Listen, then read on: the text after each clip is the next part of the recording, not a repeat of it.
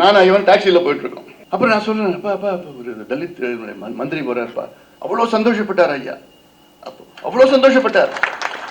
நான் கேட்கிறேன், நான் இப்ப சொன்னேன், இப்போ எனக்கு ஒரு ஆதங்கம், நீங்க அந்த வண்டியில போயிருக்கணும், என்ன கூட ஆதங்கம், நீங்க அந்த வண்டியில போயிருக்கணும். அதெல்லாம் பேசாது, நான் தான் சொல்லிட்டேன்ல.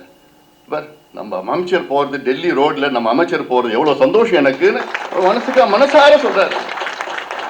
அதுதான் ஐயா, அதுதான் ஐயா. வேற யாராவது இப்படி இருப்பாங்களா? யாராவது இருப்பாங்களா? இல்ல. எங்க வீட்டுல எல்லாம் யாரும் தங்க மாட்டார். நான் ஏகேஎம் அமைச்சரா இருந்தார், நான் அமைச்சரோ வேலு அரங்கவேலு, எங்க வீட்டுக்கெல்லாம் எங்கேயுமே தங்க மாட்டார். அவர் ஹோட்டல்ல, தமிழ்நாடு ஹோட்டல்ல தங்கிட்டு இருப்பாரு. வருவாரு, சாதாரணமா இருப்பாரு, அங்க டாக்ஸியில போவார், அங்க வண்டியிலோட ஏற மாட்டார். இப்படி ஒரு எளிமையான ஒரு தலைவர் எங்களுக்கு கிடைச்சிருக்கிறாங்க. தமிழ் சமுதாயத்துக்கு கிடைச்சிருக்கு, இந்தியாவுக்கு கிடைச்சிருக்குது. அதனாலதான் அவரை இந்தியாவில் உள்ள இந்நாள் பிரதமரும் முன்னாள் பிரதமர்கள்லாம் அவருக்கு மரியாதை கொடுத்ததா தான்.